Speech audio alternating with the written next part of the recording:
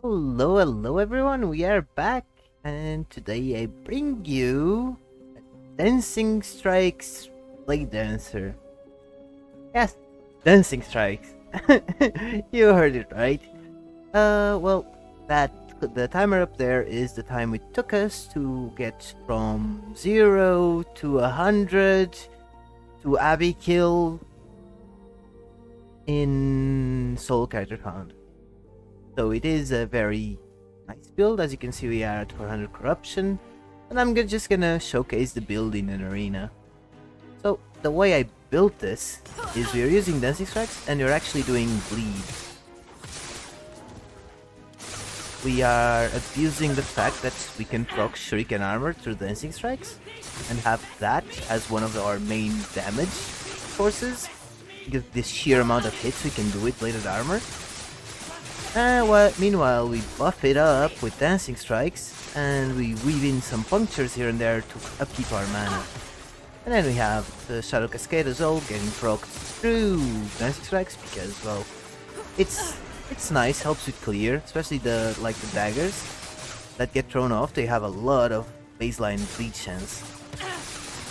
And then we have the smoke grenade because yeah. To get us to 100% glancing blow, because we are sporting a nice amount of 100%, well, more than 100%. As long as we have 5 Dusk Shroud stacks, we have 100% glancing blow, as you can see. And that is how we played it. And yeah, that's it. 400 Aspirational, as you can see, very chill. We're gonna do a quick echo as well, just to show you how it clears. The clear is not particularly great. It is a bit of... It's dancing strike, so it is what it is. But it is very tanky. The way we ended up building this became very tanky. We aren't even completely crit capped, and I don't feel the need to crit cap. And we're at 400 corruption. That's how tanky it is. We are at like 70% or something crit reduction. We have baseline. Yeah, we always have quite a bit of glancing blow. Because of hits, when mobs hit us, we also have a good chance of getting his Dusk Shroud. So we are at 99 glancing blow most of the times. Generally we're at between like 80 and 100. Almost all the time. But as you can see, it is a bit of a slow clear. It is very chill though to play. The only thing you have to worry about is doing some punctures here and there. We also use puncture to proc efficacious toxin, so that is the mobs taking 15% more damage from our bleeds. And it does have the problem. Oh, it kind of works out well with dots, because dots do have a ramp up, quite a bit of a ramp up. Since rhythm from dancing strikes also has quite a bit of a ramp up, it ends up working out pretty well. As you can see, 74k Shuriken. Effectively, it just goes up and up and up and up as long as we are in combat. Alright. Okay, here I just want to show you the damage difference between when we're outside of combat when we are actually in combat. And we go for these because these are way easier to hit. Go keep rhythm.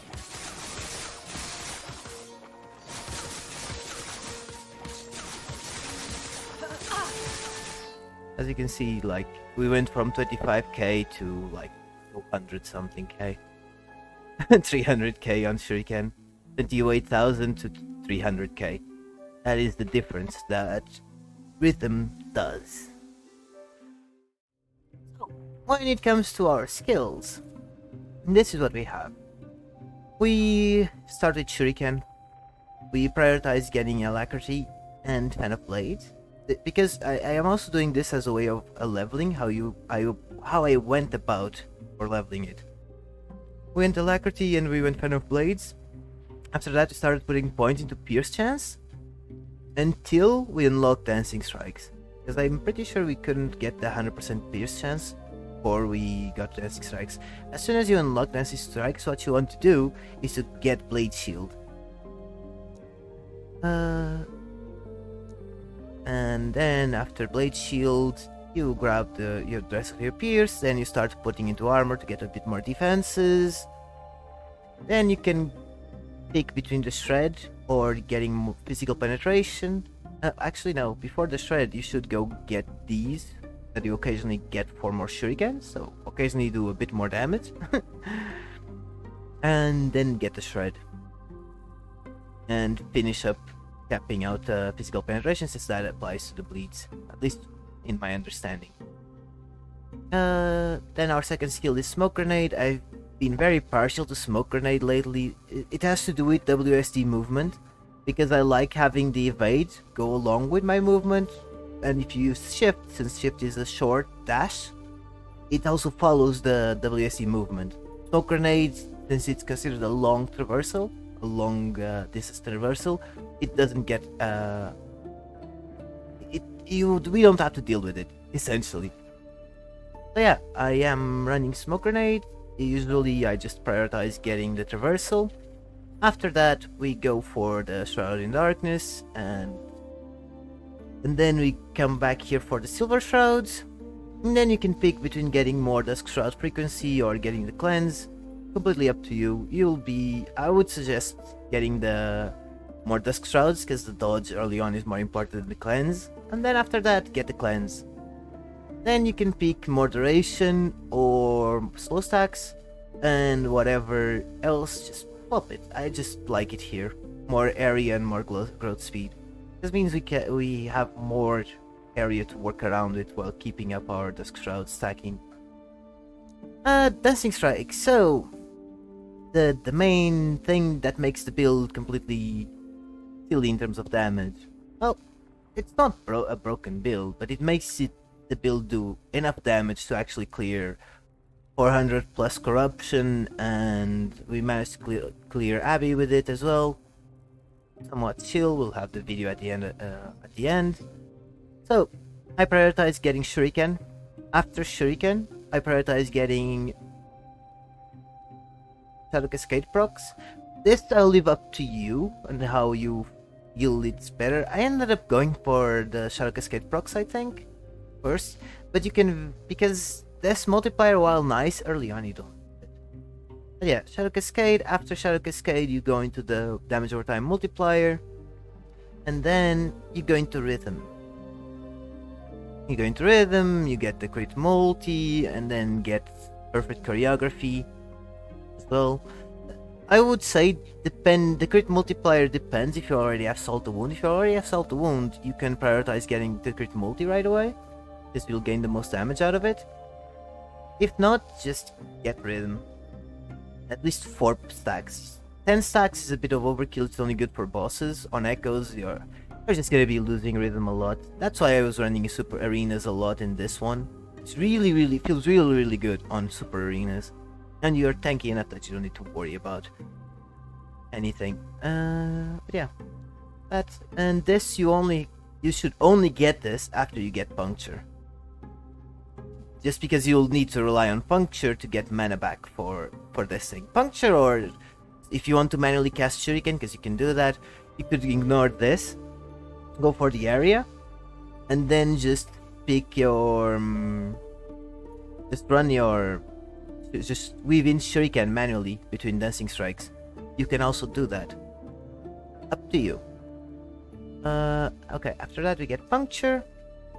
Puncture is very simple. I started Puncture here, went for the Frenzy, and if I get Toxin, after that I went for the damage, and no, I think I first went for Bloodthirst, maxed that out, then went for the Rapid Strikes, then went for the Hunger, and at the end I just put the rest in timing. I have this one left over because it comes from my helm and I'm not too sure I'm gonna be using it, so I'll just leave it there so we don't have to deal with then having to change a point somewhere, having to respec that point. But yeah, that's how I did it. You might prefer doing it differently, but that would be my suggestion. Because this is a multiplier straight away, straight up. Early on, you might pick to, instead of going for the multiplier, go here first. Completely up to you. You'll have to see what you need at the time. But going here first is not a bad call. That's what I mean. Before going for the rapid strikes. Rapid strikes is nice too. It helps you weave them in. And finally, we just get Shadow Cascade. We go for the damage and the daggers to get more hits. After we get the daggers, we went for the damage multipliers, and then the other damage multiplier based on attack speed, because we have a lot of passive attack speed, so just more damage. Then went for the bleed on the daggers and whatever, and increased his damage. Right, I forgot this. I completely forgot about this while I was leveling. You should probably prioritize getting this early on, as early as possible, because the increased damage early on is very, very useful, because you're probably going to be lacking a bit of it. So it's just nice to have. Just a way to buff yourself and do a few more hits to apply more bleeds. Since we are getting so much multipliers from this thing, it doesn't even matter. If you have multipliers on the skill, you're still gonna be doing a lot of bleed damage just from that. And yeah, that is the skills. Okay, now when it comes to the passives. Okay, Rogue. Early on, we try to unlock evasion, really important since we're always moving on dancing strikes. We'll always have this mitigation up, so really, really important. Have to get dual wield. We put enough points here to get to the next level, pretty much, because we'll need the points there to unlock this. After that, you can. I max this out. I put the points there and try to max evasion. These are later points that you can get. All of these 13 points. Generally, you will leave for later. You put them later on after Bladedancer. Then we started on a Bladedancer tree because we want to unlock Shadow. Well, we don't need to prioritize. I like to get it because of the move speed. So you can, if you prefer, you can go and pick the Raptor rings. Completely up to you. But yeah, get that. After that, we put a couple of put a point here. Get a point in rhythm. Because a single point, the attack speed buff with a single point is actually quite useful to help you get the next break point of dancing strikes. You can leave it for later. This is not a priority. So priority is pursuit. After that, if you need the damage, if you already are using swords, I would suggest putting in a couple points here. If not, start putting points to Cloak of Shadows until you can get a point there. Then you put a point here because you'll want to unlock Crimson Shrouds. After you unlock this, prioritize getting the attack speed and the Dusk Shroud chance, mostly the Dusk Shroud chance. Then get this, and as soon as you unlock this, you get 5 points in for the attack speed, and then max this out for the glancing blow with swords. You can also prefer early on to use a sword and an axe and a sword, and you can also run this build with axe sword. You sacrifice the 40% glancing blow for more bleed chance. Completely up to you. Just giving you that option. Then get a point for the Silver Shrouds. Here we go 3 points for the frailty chance, so you don't need any other source of frailty chance. And this node, you wait. As soon as you can equip Architect of Blood, you will want to put 8 points here. Doesn't matter if you have to shift them for somewhere else. Max that out as soon as you get Architect of Blood, which is the primordial we're using on this build. And yeah, that is that. And after that, like whenever you want, you can just come back here and grab. I would say prioritize this. I actually prioritize defense because I'm playing hardcore, right? So I went for the glancing blow chance first, and left this for later as a bonus damage, because these points are effectively worth 33% bleed chance. So it's worth it going bleed, but not a priority. early on. Early on, you want to grab as many defenses as you can. This also was one of the last skills I maxed. It was this. The last 10 levels. Well, 9-10 levels. It was maxing out Shroud of Dusk, and putting the 2 final points here for the bit of mana regen and parry chance. And that's the passive. Okay, now when it comes to gear, this is what we have. This is not ideal, and you're gonna have to balance resists a lot because we're not using that many uniques, so you're kind of dependent on what you get on your exalts. Yeah, let's start with the swords. As you can see, very simple. Just Nagata Smithards. We want these specifically because they have the implicit increased damage over time, and they are a very fast base. As you can see, we have almost 2 per second attack speed, with 0 investment in attack speed in gear. We have no attack speed in gear. It's just passives. And then if we start doing dancing strikes, it climbs up due to rhythm, to the passive of rhythm. It slows the cooldown of dancing strikes quite a bit. It goes 0.4, 0.3. Anyway. Hits damage, damage over time, bleed. If you only get one Delta Affix, you want it on bleed. And then fist penetration, and we got lucky. We managed to seal a dodge, an increased dodge beforehand. And we still had forging potential, so what we did, we used a creation. And that's why we have 2 of the exact same items. It's a good way to gear for this. You can always use a creation to get, if you manage to find a nice, really nice sword, just creation and dual wield it. Done. Okay, after that, the linchpin of the build. This is what makes us so tanky. Architects of Astral Blood. Initially I was running this with T7 HP, but we felt so tanky, I figured, well, I can sacrifice a bit of health and just get more damage. Because that's 240% bleed chance. That's a lot of damage. So yeah, we try to get it as best rolled as possible. And that's that. Here we have Blood Visage. It's a very good base because of the increased damage over time and the bleed duration. Because we won't be sporting that much increased, so having that implicit is good, as long as the increased bleed duration is another multiplier. We weren't lucky, but this is what we got. Vitality, 1 to Puncture, 10% increased health, T5 health, and crit reduction. This is what you'd want. You'd want the T7 to be the increased health, and then you can have Vitality, you can have increased damage with swords, you can have bleed on Shuriken. I don't really know which one would be the best damage-wise. Probably, I really don't know. Maybe the bleed chance with Shuriken.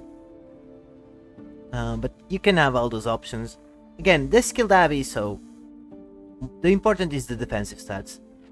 That's what we want the most of it, is the reduced damage taken from crits and armor, along with increased health. The rest is whatever you can get is good. Vitality helps because it helps shore up our resists. Here we are using evolutions, and ideally we'd want to run Nihilus. I got a Nihilus, actually pretty well rolled. Problem is, I cannot keep my resists. So I'd have to change... I'd have to get another idol of these with elemental resists on them, at the very least. And even then, I would still need to fix a couple of them. We'd have to still get some extra resists from somewhere. I guess I could just sacrifice 100% bleed chance and get the Alres blessing for the time being, but well, is what it is. It will be... Ideally, we'd have to another stat here that we could use for resists. Same thing here, we'd be able to get better resist rolls. Again, we can always refer to the endgame planner that I will have on the video if you want like perfect stats. How you can mess around to get your perfect resist, get all resists to be at least capped. Here we have increased physical damage dex.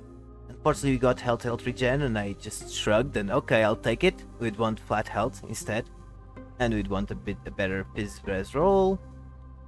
Here we got lucky with this. Ideally, we also want phys damage and dex, and then void res and health, more or less. But we got this ring fairly early, gives us a stupid amount of resist, while we're only losing out on a bit of damage. It's a good trade-off for me. And here, the most important thing, we go Ruby Dice because of the chance to inflict bleed on hit. You can also use something else. So imagine you want some other resists like the Antidote Flask, just for the poison res. Up to you. The important is getting the T7 Dancing Strikes. And then whatever resist you need, plop it in there, increase physical damage, crit multi. I can't tell you for sure which one would be better damage-wise, because that is a lot of calculations and I'm not good at that. But if you go phys damage, again, just to showcase the gear I had by the time we killed Abby. Here we go, Blood of the Exile, T7 hybrid, ideally T7 and move speed, T7 hybrid. We unfortunately didn't hit the move speed, so we got 4 vitality. Because of course we got 4 vitality. If you want to get more health, that's also completely fair. You have 60% move speed. We'll have a fairly good uptime of haste, so we're always going to be about 89% move speed. We don't need to worry too much about getting the move speed on the boots. If you feel like you want the crit reduction, or because you can't get it on the head or on the belt, also completely fair. Up to you. Salt Wound, you really want the T7 current health loss per second and gain the sword. Because even from a tier... just because it will give you more max health, so to speak. That's the main reason you want it. Because Architects of Blood alone will be good. But getting this gives you a whole bunch more HP, even with the low base HP that I have. And it's just more recovery. So essentially we currently have 60% of our health, so about, I would say 1.7, 1.8k ward gen, if we're not at full. So yeah, it's pretty good recovery. Yeah, we go Evolution's End because it's Baby Nihil is how people call it, with help on it. Oh, Thornslinger. Again, not completely required. I wanted it because the +1 to skills helps with dancing strikes. So yeah, I would very much suggest this. And it's fairly easy to get with 3LP. Then you want Fizz damage or Cleanse, up to you.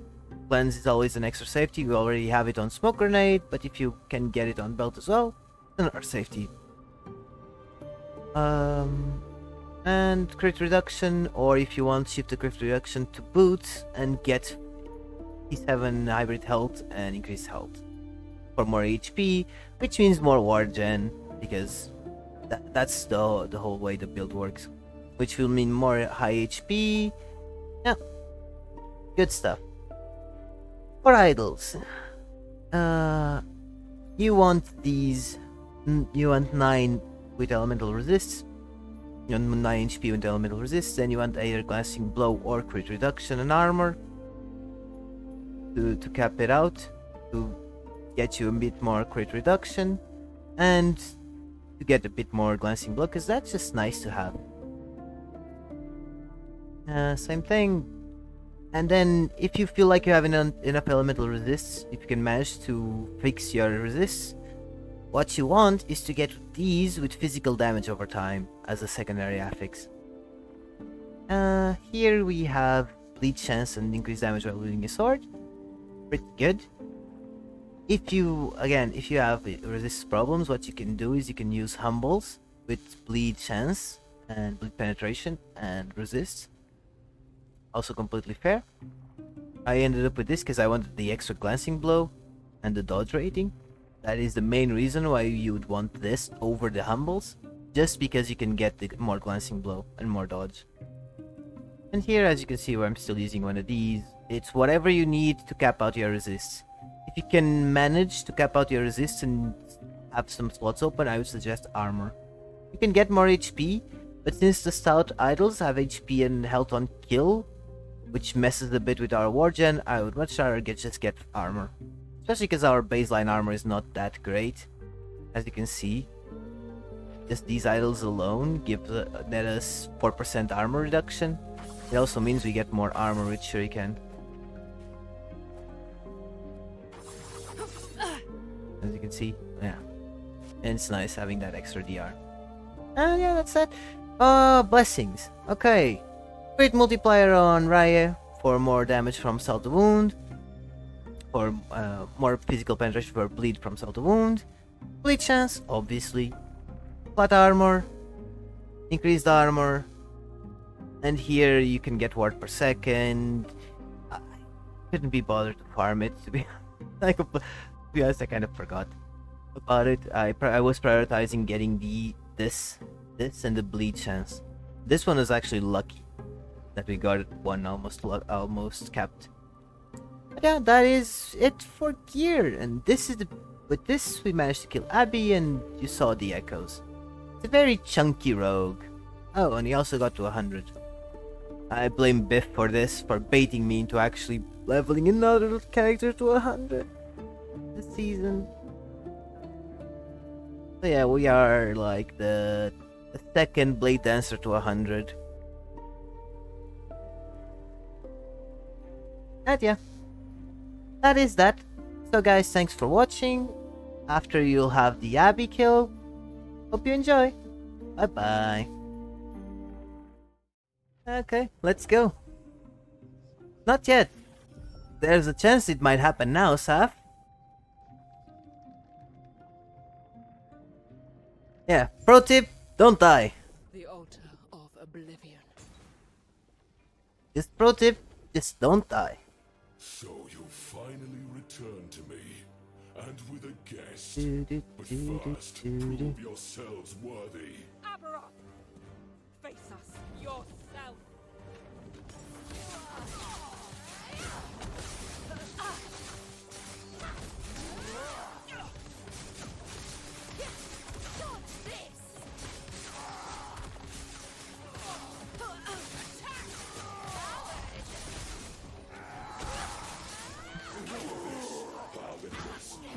No. Just regular Abby. Uber with dancing strikes. You're a funny guy, Junior. Such wasted potential. Oropis would have well. Dancing strikes. Uber. Yeah, no.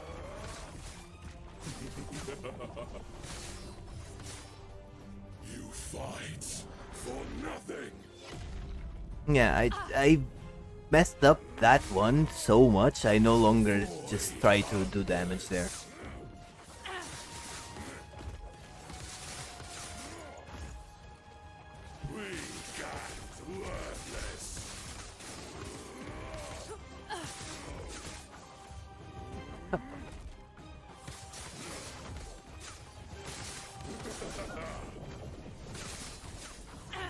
You fight for nothing. Come on, get to the middle. The void comes. Weak and worthless. See the beauty we were denied. Oh, finally, you can finally DPS him a little bit. Oh, there's one funny thing though. About the Abby fight with dancing strikes.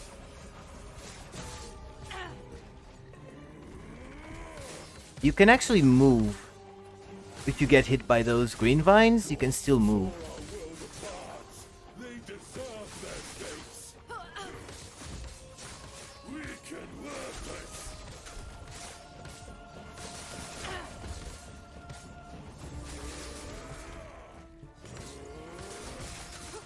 The void hungers. about you get out of there?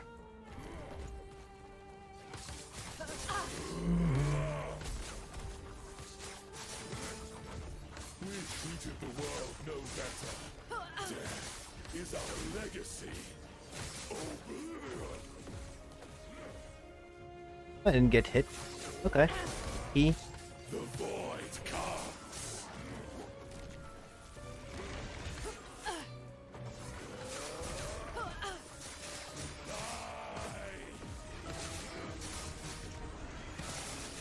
Weak and worthless.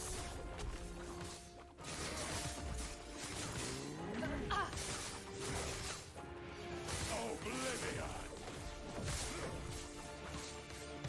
The world called to Orbis. This is his answer. The void comes. Ruin.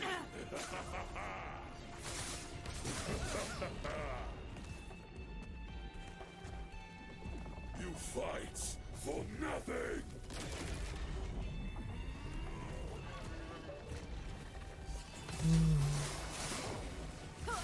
Weak and worthless. Hope will not save you.